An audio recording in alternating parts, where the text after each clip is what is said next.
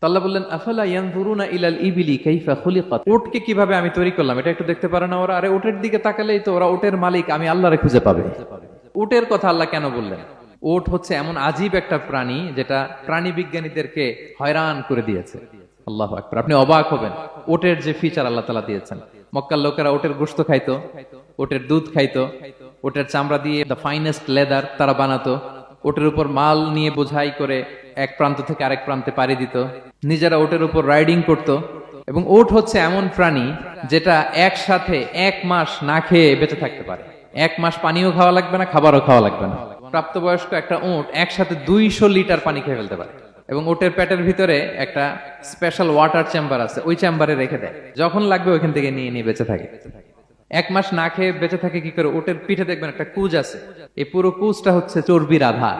ওটের যখন খাবার থাকে না মরুভূমিতে, মাসের পর মাস যখন চলে, ওই চর্বি থেকে এনার্জি নিয়ে সে মরুভূমিতে চলে, সে না খেয়েও বাঁচতে পারে। আমাদের চোখের মধ্যে যেমনি একটা পাপড়ি, এরকম এক পাপড়ি দিয়ে উটকে আল্লাহ বানায় নাই, ডবল লেয়ারের পাপড়ি দিয়েছে। কারণ মরুভূমির মধ্যে চলতে পথে লু হাওয়া থাকবে, মরুভূমির সাইমুম, বালুর ঝড়, এই ঝড় মোকাবেলার জন্য, লু হাওয়া মোকাবেলার জন্য ডবল লেয়ারের চোখের পর্দা। একটা পর্দা ফেলে রাখে আর একটা খুলে সে হাঁটতে থাকে, তার কিছুই হয় না। সুবহানাল্লাহ। আমাদের 98 ডিগ্রি ফারেনহাইটের স্বাভাবিক তাপমাত্রা, তাই না? 99 ডিগ্রি হলে আমাদের জ্বর, 100 ডিগ্রি হলে জ্বর, 101, 2 সর্বোচ্চ আমরা সহ্য করতে পারি। এর বেশি যদি হয়, 103 ডিগ্রি হলে বেহুশ হয়ে যায় মানুষ। 4 ডিগ্রি হলে আমাদের দেহের ভেতরে যে কোষগুলো আছে এগুলো মরে যায়। কিন্তু একটা উট মরুভূমির তাপমাত্রায় প্রতিদিন 104 ডিগ্রি 5 ডিগ্রি তাপমাত্রা সহ্য করে খুব স্বাভাবিক উট চলতে পারে, তার কিছুই হয় না।